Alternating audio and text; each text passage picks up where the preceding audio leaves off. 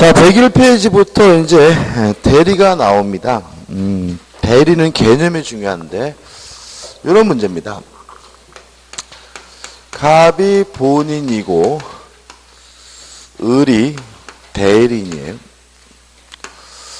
일단, 대리인이 예를 들어서 병과 만나서 매매 계약을 하면, 법률 행위라면, 그 효과가 갑에게 발생하거든요. 그래서 대리를 한 마리로 줄이게 되면 타인을 위하여 법률 행위를 해주는 사람이 대리인입니다. 근데 타인을 위하여 법률 행위를 한다는 말은 결국은 타인을 위하여 의사를 표시한다는 말이고요. 근데 의사를 표시하려면 그 전 단계로서 뭐가 필요하냐면 의사를 결정해야 되겠죠. 그래서 대리를 한 마리로 줄이게 되면 타인을 위하여 의사를 결정해 주는 사람이 누구죠? 대리인입니다. 우리가 남을 위해서 단순히 일해 주는 사람은 대리인이 아니라 사자라고 합니다. 그래서 만약에 대리에 대한 개념이 이해가 안 되면 대리가요, 가장 흔한 게 친권자거든요. 그러니까 수권 행위를 통해서 대리권이 주어지면 뭐죠? 임의 대리인이고, 법률 규정에 의해서 대리권이 주어지면 법정 대리인인데, 법정 대리인 결국은 뭐죠? 친권자와 후견인입니다. 그래서 만약에 대리에 대한 개념이 말도 안 되고 이상한 것 같으면 누구를 집어넣으셔야 돼요? 친권자를 집어넣으셔서 이해를 하셔야 돼요. 이런 얘기입니다. 딸내미가 학교 갔다 와서 엄마 아이스크림 먹어도 돼? 물어보면 엄마가 뭐라 그러죠? 이년아 살쪄 먹지 마 그러잖아요. 그죠?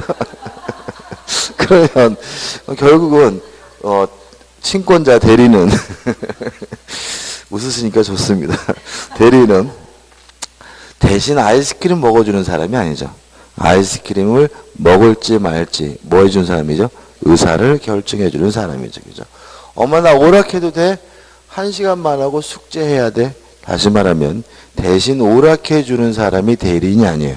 오락을 할지 숙제를 할지 뭐 해주는 사람이죠?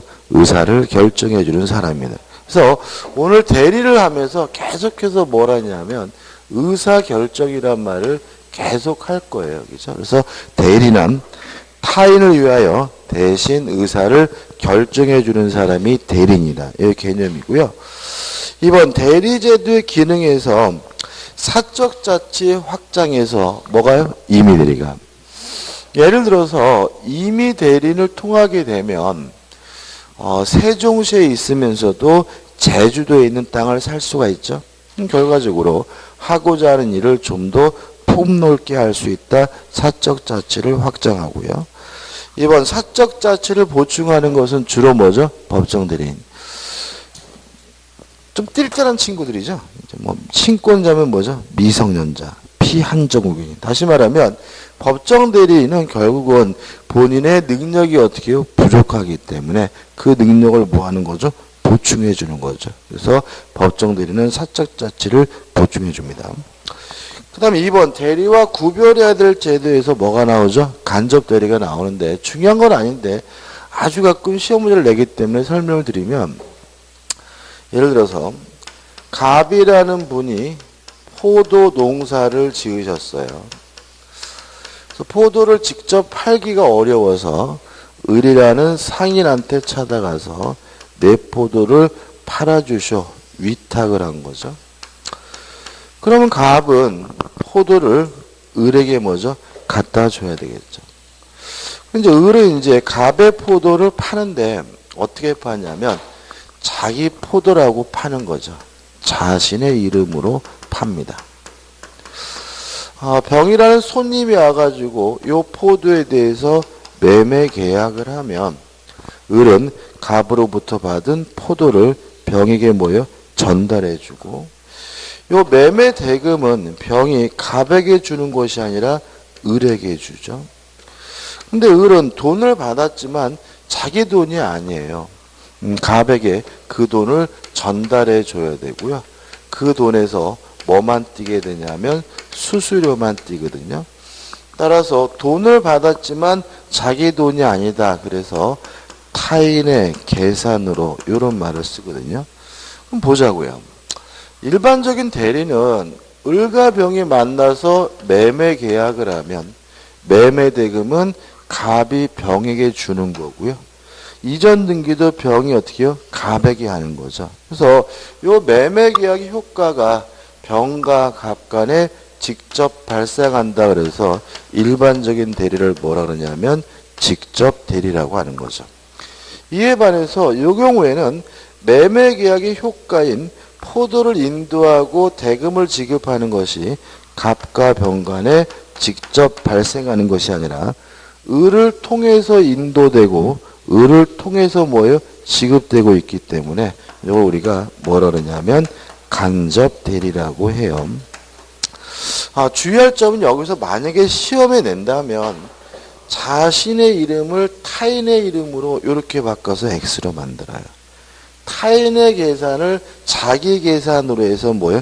X로 만들어요. 무슨 말 아시겠죠? 그죠? 그래서 우리가 어떻게 기억하면 되죠? 자기 포도처럼 판다. 그죠? 자신의 이름으로. 돈을 받았지만 지 돈이 아니다. 타인의 계산으로. 이 부분을 좀 주의하시기 바랍니다.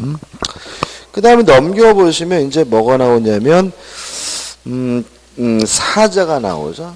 사자의 나오고 굉장히 복잡하게 나오는데, 이렇게까지 복잡하게 할 건 아닌 것 같은데, 대리는 뭐 하는 사람이죠? 의사를 결정하는 사람입니다. 그럼 사자는 뭐냐?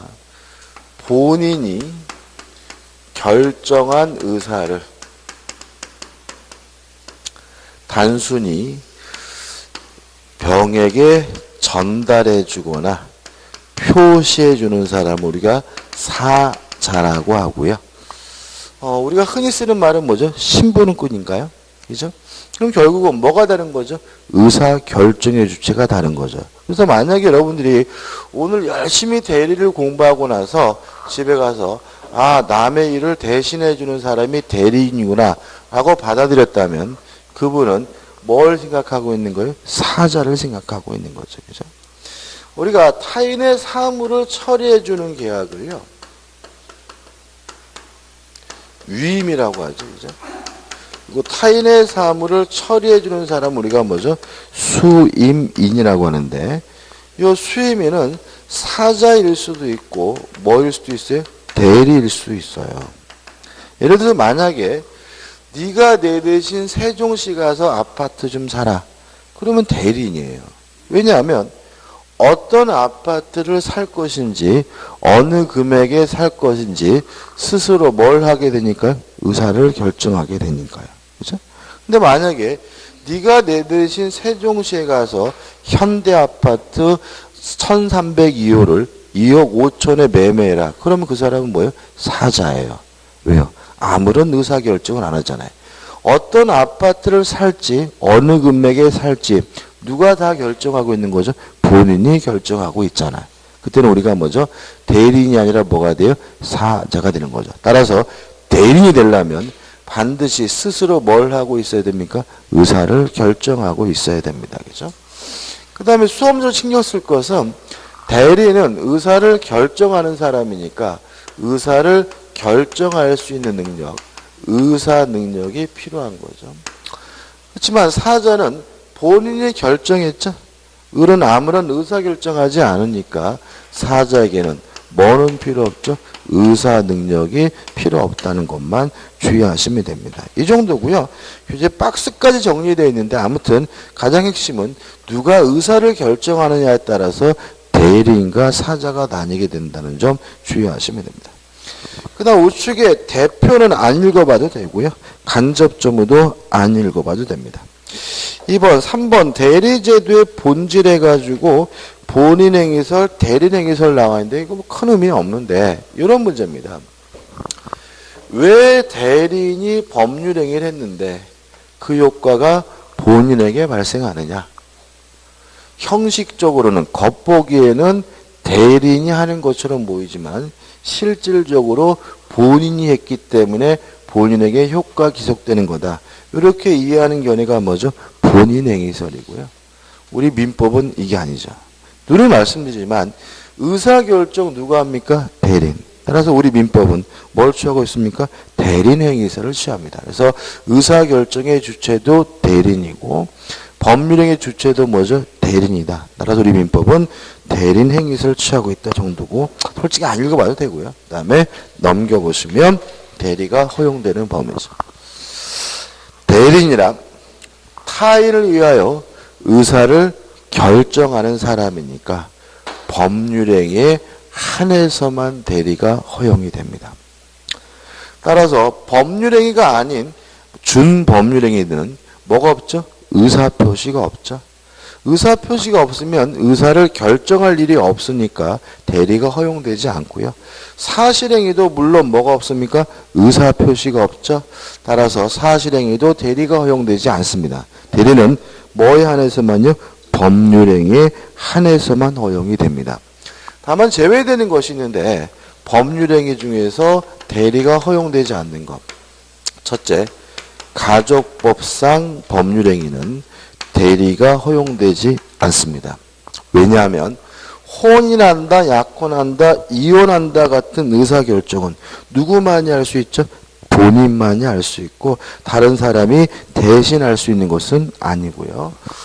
그 다음에 두 번째, 근로계약에 대해서 대리를 금지하고 있습니다. 이 근로계약에 대해서 대리를 허용하지 않는 이유는 근로계약이나 임금청구죠. 역사적 이유가 있긴 한데 뭐 중요한 건 아니고요.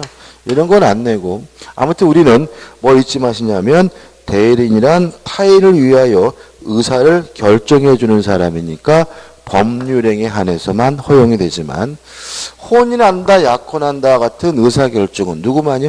본인 스스로만 할 수 있으니까 가족법상 행위는 대리가 허용되지 않습니다. 그 다음에 2번 준법률이 나와 있는데 일단 준법률은 대리가 허용되지 않아요. 허용되지 않습니다. 그죠? 다만 의사의 통지와 간념의 통지는 의사표시와 대단히 유사하기 때문에 대리에 관한 민법 규정이 뭐가 될 뿐이에요? 유추 적용될 뿐이고요. 사실행위 물론 대리 허용되지 않고 불법행위도 뭐가요? 대리가 허용되지 않습니다. 그럼 결과적으로 합치면 대리인은 타인을 위하여 의사를 결정하는 사람이니까 법률행위에 한해서 허용이 됩니다. 그 다음 대리의 종류에서 임의대리, 수권행위를 통해서 대리권이 주어지면 임의대리고 친권자나 후견인처럼 법률 규정에 의해서 대리권이 주어지면 뭐죠? 법정대리고요. 우측에 보시면 능동대리와 수동대리가 나왔는데 이 개념 은근히 중요한데 대리인이 의사표시를 하는 대리는 뭐죠? 능동대리고요. 상대방이 하는 것을 받는 것은 뭐죠? 수동대리입니다.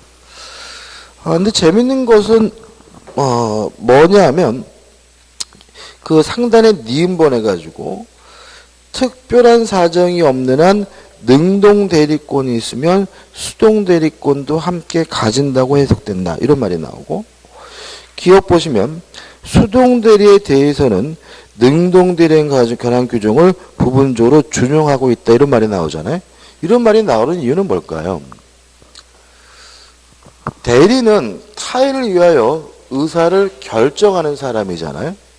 근데 수동대리의 경우에는 상대방이 하는 것을 대리인이 뭐예요? 받는 것이니까 실질적으로 대리인이 뭘 안 해요? 의사결정을 안 하거든요. 그러니까는 수동대리가 대리의 본질에 반하는 겁니다. 그래서 수동대리를 할 수 있는지 없는지에 대해서 뭐예요? 논란이 있다는 거죠. 근데 통설은 뭐예요? 가능하다는 입장이고 따라서 어떻게 해요? 능동대리에 관한 민법 규정이 뭐죠? 부분적으로 적용된다 이런 얘기예요. 그래서 우리가 이해할 때는 어떻게 이해하시냐면 대리는 타인을 위하여 의사를 결정하는 사람이니까 의사표시를 하는 능동대리를 하는 사람인 거죠. 다만 부수적으로 의사표시를 받을 수도 있다 해가지고 능동대리가 뭐예요? 주된 것이고 수동대리가 뭐예요? 부수적인 것을 이해하셔야 문제 풀 때 틀리지 않고요. 이거를 동급으로 이해하시게 되면 아주 이상해지니까 그거 하나는 좀 조심하시기 바랍니다. 그 다음 유권대리, 무권대리, 대리 행위를 했는데 대리권이 있으면 유권대리, 대리권이 없으면 무권대리 이렇게 되고요. 대리의 삼면관계에서 이제는 등장인물이 3명이기 때문에 항상 그림을 그리면 삼각형 모양이 되고요. 그래서 삼면관계라는 말을 쓰는데 뭘 의미 없는 내용이고요. 넘겨보시면 대리권이 나옵니다.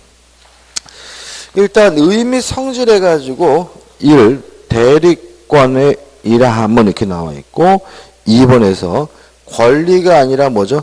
권한이다 이런 말이 나오죠. 뭐 불가하다는 말은 의미가 없는데 우리가 권리와 권한의 차이점 뭐냐면요. 자기 자신을 위한 것은 권리예요. 남을 위한 것은 권한 이렇게 됩니다. 보시면 우리 대리권을 가지고 법률행위를 하면 자신에게 효과가 있는 것이 아니라 남에게 효과가 있는 것이니까 이것은 나를 위한 것이 아니라 남을 위한 것이므로 대리는 뭐죠? 권한이 되는 거죠. 요새 그 황교안 총리인가요? 대통령 권한대행이죠. 왜냐하면 대통령을 만약에 권리로 이해하게 되면 자기 자신을 위해서 그 직위를 쓸 수 있다는 얘기죠. 대통령은 권리가 아니라 뭐죠? 권한입니다. 자기 자신을 위한 것이 아니라 누구죠? 국가를 위한 것이기 때문에 그런 거죠.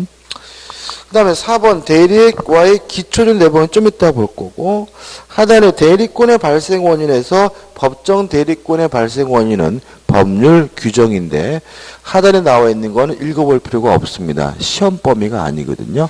우리는 법정 대리권은 법률 규정에 의해서 발생한다 끝이고 구체적인 내용은 뭐가 아닙니까? 시험 범위가 아니니까 읽어볼 필요도 없고요. 예를 들어서 그냥 친권자 후견인이 뭐죠? 법정 대리인이다. 이렇게 이해하시면 되겠죠. 그 다음 우측에 보시면 임의 대리권의 발생 원인이 나옵니다. 이게 중요한데 수권행위죠. 갑이 을에게 이렇게 얘기했어요. 네가 내 대신 세종시 가가지고 아파트 좀 사라. 이게 뭐죠? 수권행위입니다. 이 숫자가 줄 숫자거든요. 권한을 주는 행위. 그죠? 그러면 네가 내 대신 세종시 가서 아파트를 사라는 말 속에는 명백히 의사표시가 들어있죠. 갑이 뭘 원하죠? 아파트 사기를 원하잖아요. 따라서 수권행위는 명백히 뭐냐면 법률행위입니다.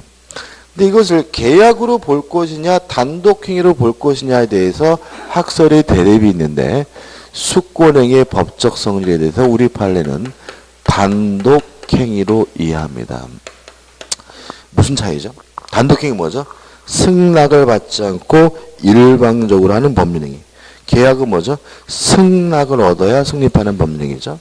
그럼 무슨 말이냐면 네가 내 대신 세종시 가서 아파트 좀 사라 그랬더니 을이 싫어 이 자식아 내가 왜 거절했더라도 을은 이미 대리인이 된 거다라고 이해하는 견해는 뭐죠? 단독행위고요. 을이 거절했기 때문에 을에게 대리권이 없다라고 이해하는 견해가 뭐죠? 계약입니다. 이해되시나요? 그죠? 이해되시죠? 다시 한번 이해하셔야 되는데 자 단독행위 뭐라고요? 승낙을 받지 않고 일방적으로 하는 거. 계약은 뭐죠? 승낙을 얻어야 되는 거죠. 그럼 만약에 수권행위를 계약으로 보게 되면 을이 뭘 해줘야지만요? 승낙을 해줘야지만 비로소 을이 뭐가 된다는 얘기죠? 대리인이 된다는 얘기잖아요. 그럼 만약에 거절했다면 을에게 뭐가 없어요? 대리권이 없다. 이렇게 보면 뭐죠? 계약으로 보는 견해고 만약에 거절했더라도 을에게 이미 대리권이 있고 을은 대리인이다. 이렇게 이해하는 것은 뭐죠? 단독행위로 보는 견해거든요. 근데 상식은 계약이 맞는 것 같습니다. 근데 우리 판례 통설은 단독행위로 보느냐? 이유까지 기억하셔야 되는데 민법 117조 때문에 그렇습니다. 민법 117조는 대리는 행위 능력자일 필요가 없다라고 규정을 두고 있어요. 그럼 결과적으로 대리는 의사를 결정하는 사람이니까 의사 능력만 있으면 되고 뭐는 필요 없는 거죠? 행위 능력은 필요 없는 거거든요. 그럼 여기서 어떤 문제가 생기게 되냐면 수권행위를 계약으로 이해해서 을이 승낙을 해야 비로소 을이 대리인이 되는 거다라고 이해를 한다면 실질적으로 행위 능력이 없는 사람은 뭐가 될 수 없어요? 대리인이 될 수가 없다는 거죠. 그죠? 그러면 이 민법 117조는 아무런 존재 가치가 없는 규정이 되기 때문에 어쩔 수 없이 숙권행위를 뭐래요? 갑이 을에게 일방적으로 하는 뭐죠? 단독행위로 보겠다는 거죠. 따라서 을은 미성년자라도 을은 제한 능력자라 하더라도 뭐가 될 수 있어요? 대리인이 될 수가 있다. 이렇게 되는 거죠. 그 다음에 숙권행위를 할 때는 뭔가 이유가 있겠죠. 예를 들어서 갑과 을이 둘이 친구 사이일 수도 있고 아니면 부부일 수도 있죠. 여보, 당신이 내 대신 아파트 좀 사라고 할 수도 있고 아니면 갑이 을에게 사무처를 부탁했다 위임을 했을 수도 있고 아니면 갑이 사장이고 을이 직원이다 고용관계일 수도 있겠죠. 이렇게 대리권을 주게 된 이유를 뭐라 그러냐면 기초적 내부관계 또는 기초적 원인관계라고 하는 거죠. 그래서 잠깐 보시면 우측에 숙권행위에 의해 가지고 2번 법적 성질에서 뭐죠? 계약이 아니라 뭐죠? 단독행위다. 방식과 상대방인데 방식은 특별한 제한이 없죠. 계속 우리 민법은 항상 말로 하든 문서로 하든 어떤 방법에 상관없이 뭐죠? 불여식행위고 4번 숙권행위와 기초적 내부관계에서 가로에 뭐가 나오냐면 숙권행위에 뭐가 나와요? 독자성이 나오고 또 하단에 보시면 숙권행위에 뭐가 나옵니까? 독자성이 나오고 이럽니다. 그죠? 다시 말하면 대리권을 주는 숙권행위와 기초 내부 관계는 뭐죠? 별개의 문제다. 따라서 두 가지는 다른 것이다. 이게 뭐죠? 숙권행위의 독자성이라는 거고요. 하단에 보시면 이제 중요한 게 나오는데 5번에서 숙권행위의 유인성, 무인성이 나옵니다. 자, 이건 어떤 문제냐면 기초적 내부 관계가 해소가 됐을 때 숙권의 영향을 주느냐 안 주느냐 문제예요. 기초 내부 관계가 해소가 됨으로써 숙권행위도 무효가 된다라고 이해하는 견해는 유인성이고요. 기초적 내부관계가 해소가 되더라도 숙권에 영향을 주지 않는다라고 이해하는 견해가 뭐죠? 무인성입니다. 그래서 우리 교재 넘겨보시면 무인설, 디귿번 뭐죠?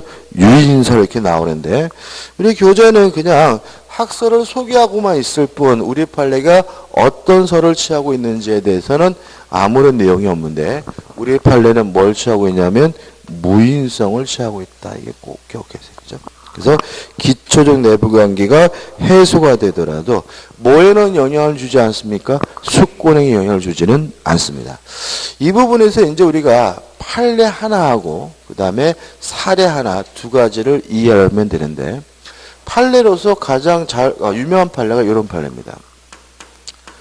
갑이라는 사람이 을과 만나가지고 도박을 했어요.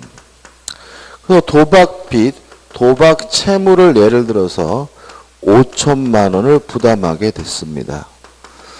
물론 도박은 반사회적에서 무효니까 5천만 원 뭐 할 필요 없어요?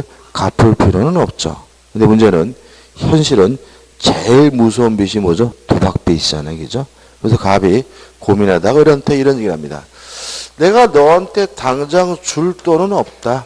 근데 내가 아파트 한 채가 있으니까 네가 이 아파트를 팔아가지고 그 돈에서 5천만 원을 받아가라 라고 얘기를 해요. 그럼 네가 내 대신 아파트를 팔아가지고 뭘 한 거죠? 숙권행위를 한 거죠. 그래서 을이 갑의 대리인으로서 병과 만나가지고 매매 계약을 했을 때 요 매매 계약과는 어떻게 되느냐? 또 갑이 병에게 이전 등기까지 해줬을 때 병은 소유권을 취득할 수가 있느냐? 요 문제거든요. 자, 그럼 생각해 보자고요. 갑이 을에게 숙권행위를 했습니다. 한 이유는 뭐죠? 도박 채무를 뭐 하는 거죠? 변제하는 거죠. 근데 이 도박 채무를 변제하는 것은 반사회적에서 어떻게 해요? 무효죠. 근데 우리 판례는 뭘 취한다고요? 무신성. 따라서 요게 무효라 하더라도 숙권행위는 뭘 안 줘요? 영향을 안 줘요. 따라서 숙권행위는 여전히 뭐한 거예요? 유효한 것이고 을은 적법한 대리인이고 따라서 갑이 병에게 이전 등기를 했다면 병은 적법하게 소유권을 뭐예요? 취득하게 된다까지 이해하시면 돼요. 이해되시죠? 그죠? 요거 하나 기억하시고 그 다음에 사례로 가끔 납니다. 갑이 을과 만나가지고 위임, 계약을 하고 위임은 계약이죠. 그 갑이 을에게 대리권을 줬어요. 숙권행위를 했는데 문제는 을이 미성년자였어요. 첫 번째, 을이 미성년이란 이유로 숙권행위를 뭐 할 수는 없습니까? 취소할 수는 없습니다. 왜냐하면 숙권행위는 갑이 을에게 일방적으로 하는 뭐예요? 단독행위이기 때문에. 그렇지만 위임은 계약이니까 을은 위임 계약을 미성년이라는 이유로 뭐 할 수 있어요? 취소할 수는 있어요.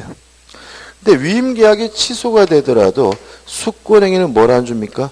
영향을 안 준다. 따라서 을은 여전히 뭐죠?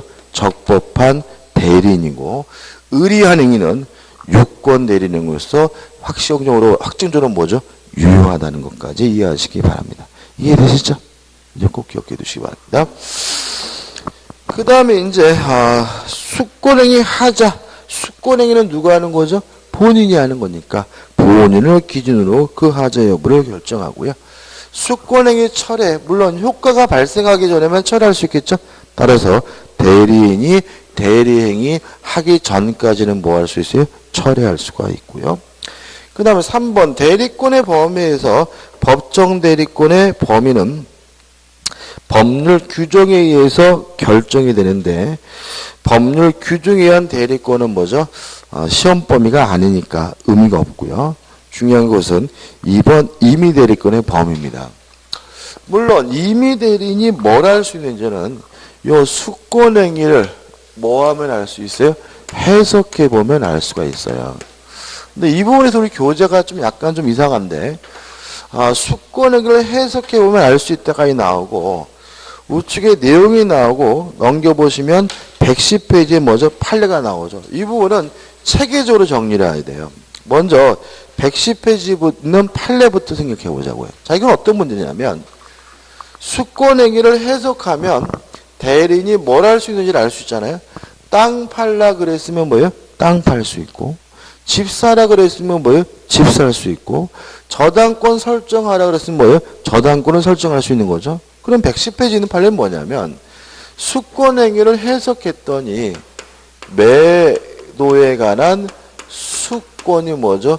존재하더란 말이죠. 이랬을 때 이 사람이 뭘 할 수 있고 뭘 못하는지 이걸 확실하게 정리하셔야 되고요. 은근히 시험 문제 잘 나오고 앞에 나와 있는 118조하고 섞여버리면 문제 풀 때 틀릴 수가 있으니까 따로 기억해 두셔야 되겠죠. 자, 지금 우리는 뭘 하고 있습니까?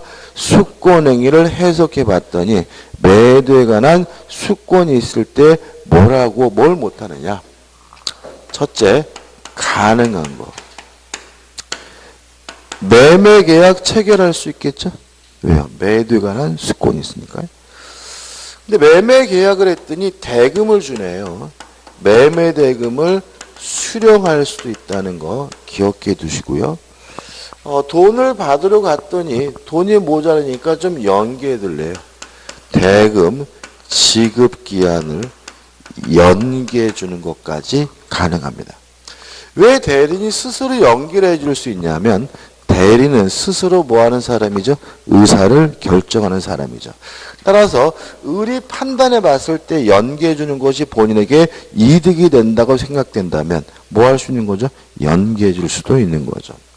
그럼 뭘 못하느냐? 불가능한 건데 연기까지는 해줄 수 있어요. 그렇지만 대금의 일부든 또는 전부든 뭐 할 수는 없냐면 면제해 줄 수는 없습니다.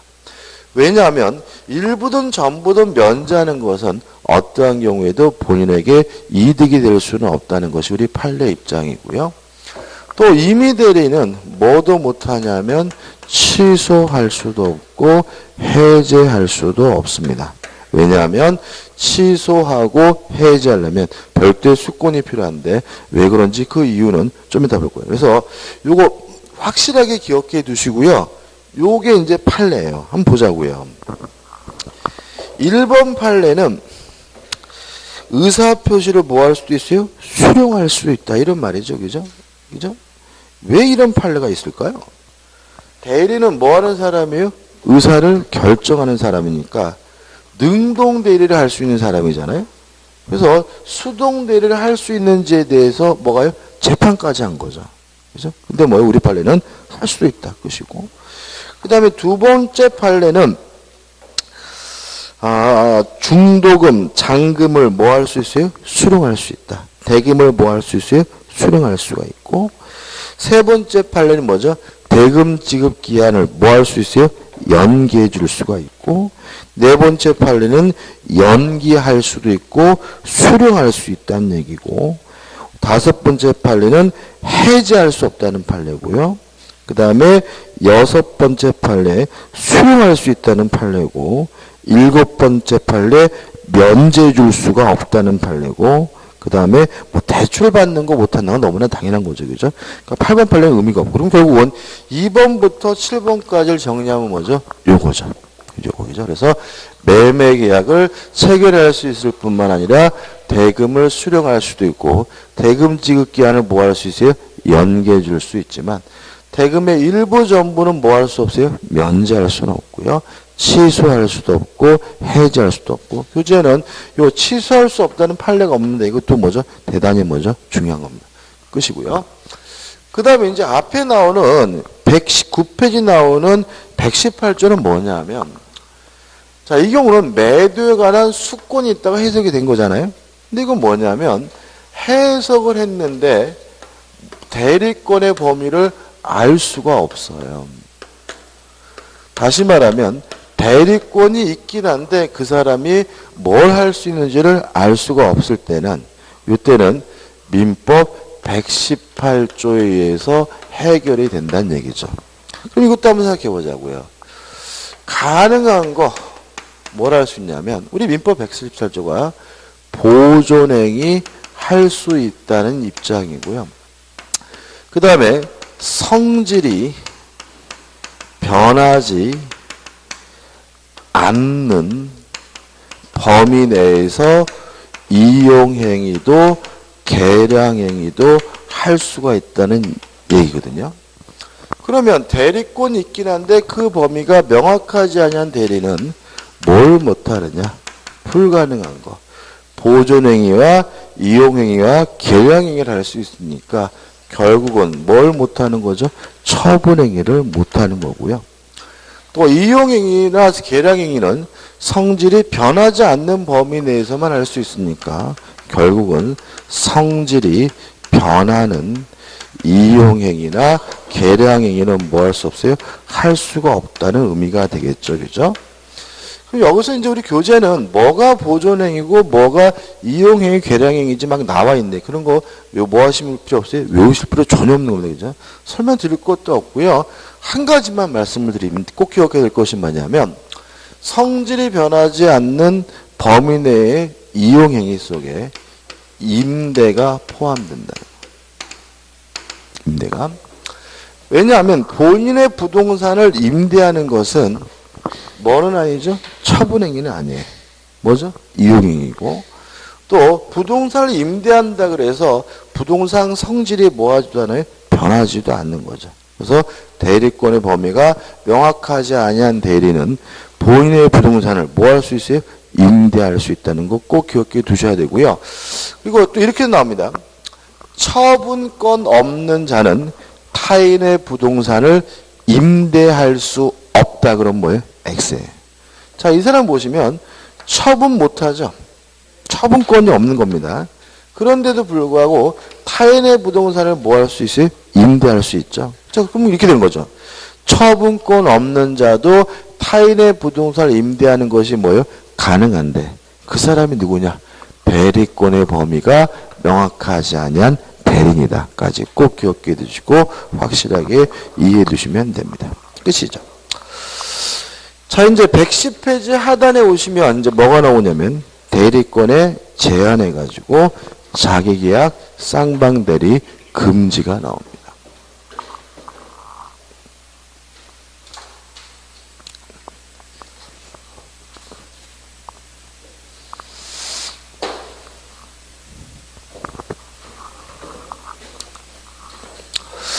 일단 이런 문제입니다. 갑이라는 사람이 A라는 토지를 가지고 있는데 을에게 네가 내 대신 땅 좀 팔아다오. 매도에 관한 수권이 이루어졌고요.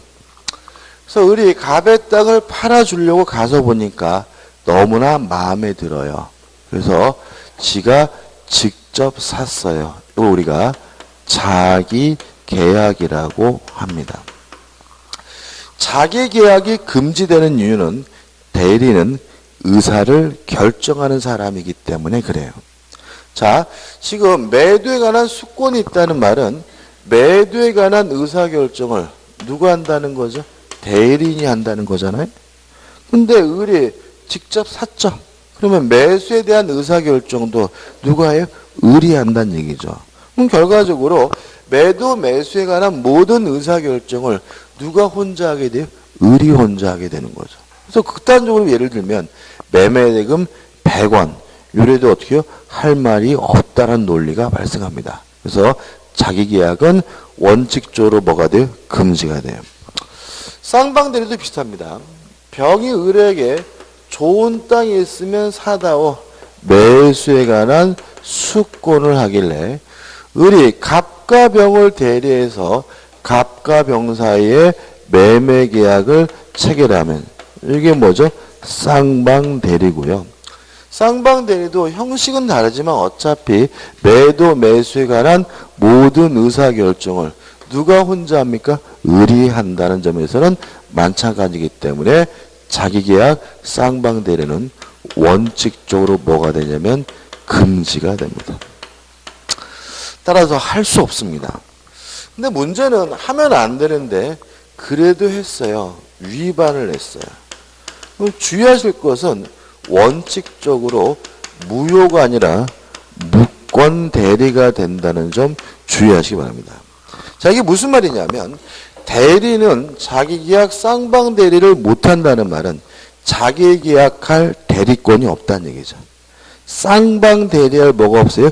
대리권이 없으니까 대리인이 자기계약을 하거나 쌍방대리를 하면 그때는 뭐가 돼요? 무권대리가 된다는 얘기인데 예변에서 우리 판례는 법원에서 이루어지는 입찰 대리에 대해서 쌍방 대리가 이루어지면 그때는 아예 무권 대리 정도가 아니라 무효다라고 판시하고 있으니까 주의하시기 바랍니다. 이분들 확실히 정리하셔야 되겠죠? 무효가 아니라 뭐예요? 무권 대리인데 입찰 대리는 뭐죠? 아예 뭐가 돼요? 무효가 된다. 이렇게 원칙과 예로 나눠서 기억하시면 됩니다. 그 다음에 이제 예외죠. 다만 예외적으로 자기계약 쌍방대리가 허용되는 경우가 있어요. 첫째, 본인의 승낙, 본인의 허락이 있으면 어떻게 해요? 가능하다. 왜 자기계약 쌍방대리를 금지하냐면요. 모든 의사결정 을이 혼자이기 때문에 본인이 피해볼까봐 금지시키는 거잖아요. 근데 본인이 상관없대요. 냅두래요. 굳이 말릴 이유는 없는 거고 따라서 본인의 허락이 있으면 어떻게 해요? 가능하고 두 번째 등기 신청도 가능하죠.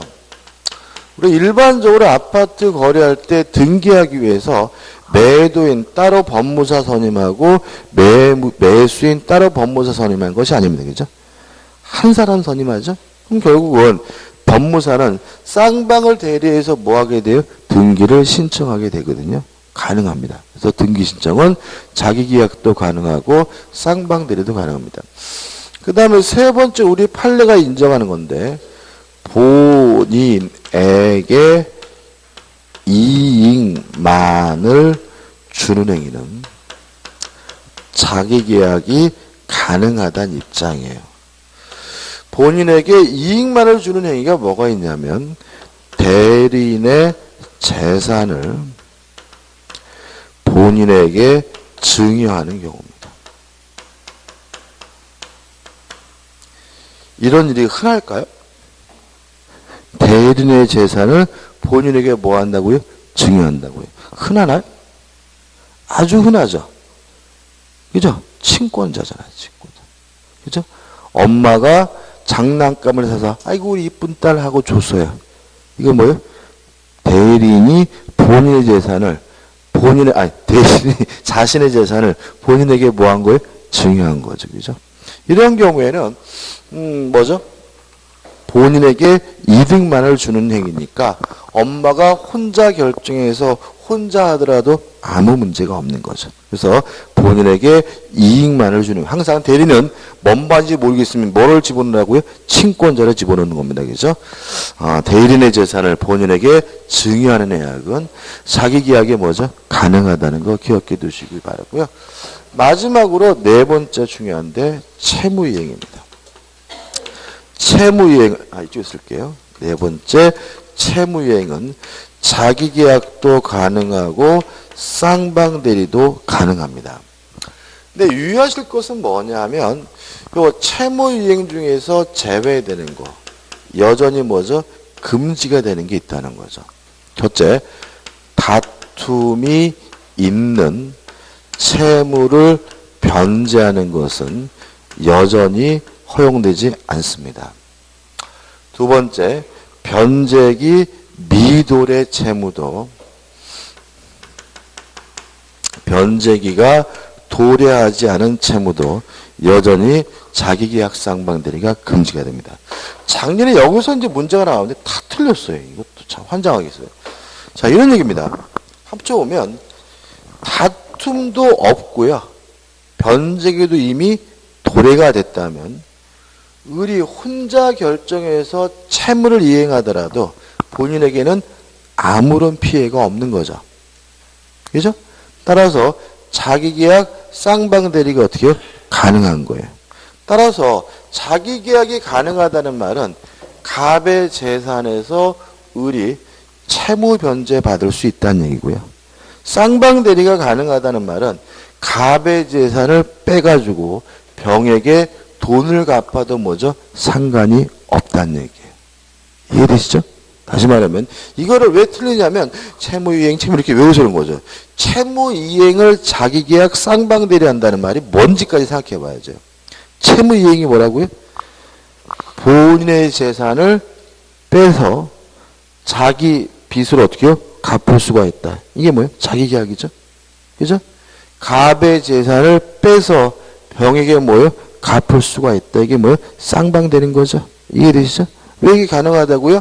이미 다툼도 하나도 없고요.